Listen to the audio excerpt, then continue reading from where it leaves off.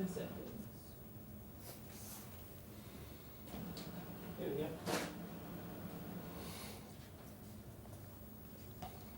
This is All Out Politics, news, debate and opinion from the heart of Westminster. Now, MPs may have gone off on their holidays, but it's been a busy summer so far for the Prime Minister. Mrs May is due to meet the French President later on, part of her plan to bypass Brussels and deal directly with EU nations. But is it a plan that can work? Joining me to discuss that are the writer and broadcaster Nabila Ramdani, the UK correspondent Catherine Pribble, who writes for a number of German and Austrian newspapers, and by Skype from Italy, Leila Talani, Professor of International Political Economy at King's College London. She's in Rome. Welcome to you all. So first of all, from the French perspective, what do they make of Mrs May inviting herself to dinner, as far as we can gather?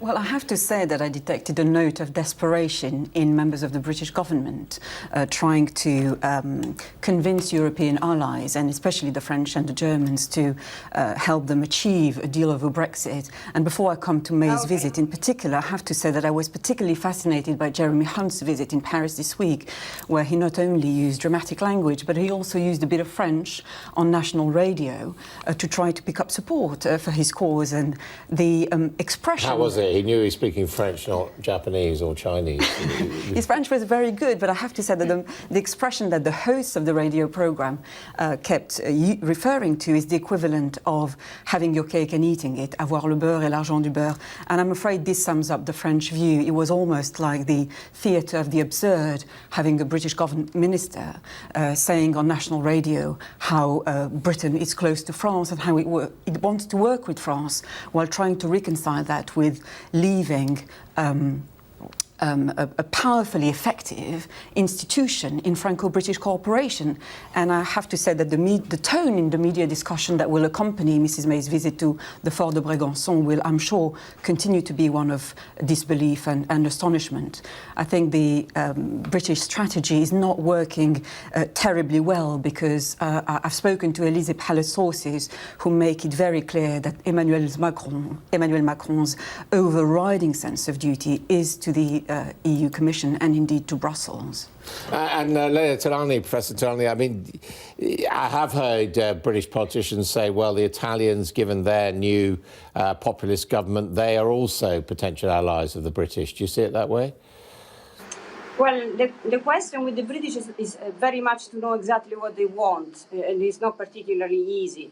Because, I mean, staying within the single market is impossible if you don't take all of the four freedoms. So that is, I think, very clear from the treaties, and is nothing, there is nothing against the UK. It's just what is written in the treaties. The Italians have no intention, whatever they say, to leave the European Union, and I really doubt that Salvini or anyone in the Italian government can back anyone outside of Italy, and even less the UK. So we don't have any power, we don't have any strength to back the position of the British. And by the way, it's not clear exactly what this position is. What about the Germans and the Austrians then? Any joy there? Well, I do agree that of course, I'm sure Angela Merkel wants to have certainty. She was pleased to have actually a Chequers proposal on the table, but on the other hand, she was always very clear that the integrity of the single market is the highest priority. And at the same time, Brexit is actually not. I think that's sometimes the misunderstanding from the British side, that Brexit does not play such a huge and major role on the continent, and not in Germany either. No, but I mean, I'm a little bit sceptical about this, because I've covered a lot of European negotiations over the time, and everyone tends to say, the pattern tends to be the rules of rules, can't possibly compromise here, and then at the last moment there's a summit, it probably goes on for a day extra, and a pragmatic deal has to be struck. I mean, that is the way the European Union works, isn't it? Oh, definitely. But if you actually talk to diplomats, you hear that they are very willing to be flexible and to actually, discuss those proposals. But when it comes to the single market and the integrity of the single market, they kind of say, when we break up the four freedoms, that's the end of or the beginning of the end of the single market, and that's the biggest achievement for Europe or for the EU. And actually, the Germans are quite exactly. And the Germans are very passionate about it actually, and for the long-term future of the EU.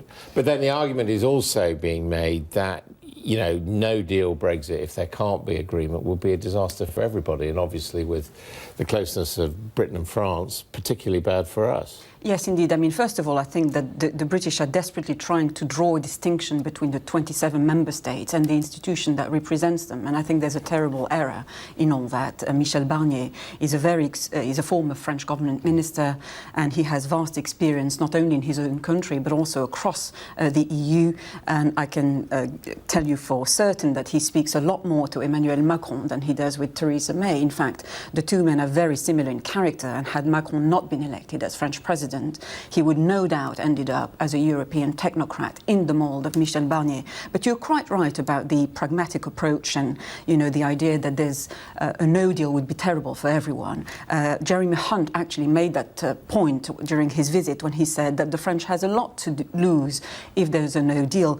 And this ranges from, the possibility of absolute chaos in channel ports, for example, to 300,000 French nationals having to think about leaving the EU and returning back home. There's also the view that the defence and cooperation accord could be compromised, and that indeed there could be job losses when it comes to Franco-British firms working in that industry. And trade, of course, could be threatened as well if the guarantees of free movement of goods, service and indeed people are not there anymore. But this idea that Macron, who is arguably the most pro-European French president in history, would allow Britain, some sort of exceptional position, is, I'm afraid, total pie in the sky. I mean, Professor Tolani, possibly the British could learn from the Italians, who've been quite good at signing up to European agreements and then not honouring them. I mean, one thinks of the Eurozone, for example. Well, as I said, the situation for the Italians is not that we can support anyone. And also at the moment, the Italians are trying to deal with migration, which has become for the populist government in Italy the most important issue. So if we want to have an agreement on migration, we are very unlikely to be fighting for other countries on other issues. The Eurozone and being members of the Eurozone, or even less being members of the EU, are not into question. So no one is even talking about this anymore.